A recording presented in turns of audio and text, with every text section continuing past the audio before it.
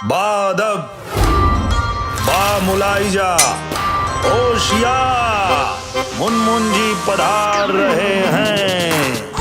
इनकर करनी तो कुछ ना, लेकिन इनकर खाब बड़का बा। हाय पंडिता बा, रौ रहता ना सुंदर लड़का के, हो करिया लड़की से ब्याह करावता।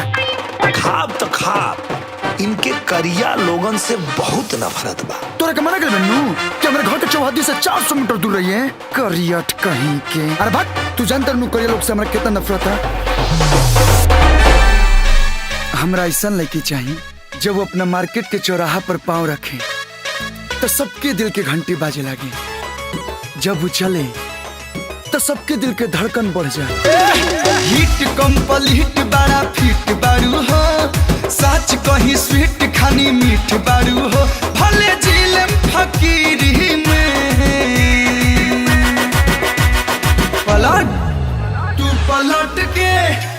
पलट के तो देखा ये जान, दुकान ले जा पीरी में।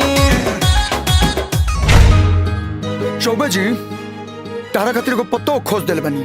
4 कट्ठा और बेचकर दुकान जमाऊंगा, लेकिन पतो वही चाहिए जो तुमको पसंद है। जब तक कि हमरा पूर्ण मंगला लड़का ना भेटी, हम अपन लड़की के शादी ना करब। I love you। उस सुंदरी के नाम तुर भाभी बनावे के चाहते हैं। मांगू मैं तेरा प्यार बेबी दे देना, मैं तेरा ले लूं तू मेरा दिल ले लेना। दिल दूंगी एक को, वो भी किसी ने को, एक थोड़ी ना है जो दे दूं हर एक को। हमरो लड़का मंगला हो, संतुष्टि खातिर देखवाली पंडित जी से। ऐसन त सदियों बाद कुंडली देखे के मिलल बा। राम सीता के ऐसन जोड़ी रहे। मंगलम भगवान विष्णु, मंगलम गरुड़ध्वज, मंगलम पुंडरीकाक्ष, मंगलाय मनोहर। काहो सखी, कैसन कटल जीजा जी के संगे रात? देखन में छोट लागे, घाव करे गंभीर। आहवा ये गोरी कमरिया दबादी, कहत मंगा दी दवाई हो। औरत के देहला दरद, हर दिए से जाई हो। कोनो शुभ समाचार बा हो? कोनो शुभ समाचार बा? का हो, कोनो शुभ समाचार? हवा के बाद का हो गई कि 5 साल हो गईला, खतो ना खुलल, रोज हिटे विकेट होता रिश्का रे। गांव भर में लोग यह पूछता कि शुभ समाचार कब मिली।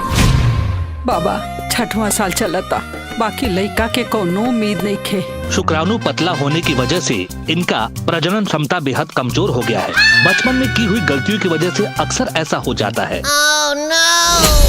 गलत कुंडली बनाकर अपन बेटा के शादी हमार बेटी से करवा देलन। ओकरे ही नतीजा बा कि आज तक ले हमार बेटी के गोद नहीं के भरल।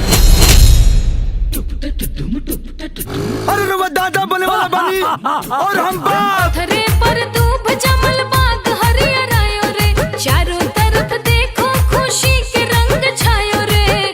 पलन में झूला झूल कुंवर कन्हैया, बधैया बाजे आंगने में, बधैया बाजे आंगने में। बधाई हो, बेटा हुआ है। हमरा बेटा भइल बा। अब दी हमरा बेटा की। अरे ये किसका बच्चा लेके आई है? ये आपका ही बच्चा है। हमारा समझ में नहीं क्या आवत कि हंस के घर में कौवा कैसे पैदा हुई। एकर तक पता हम लगा के रह।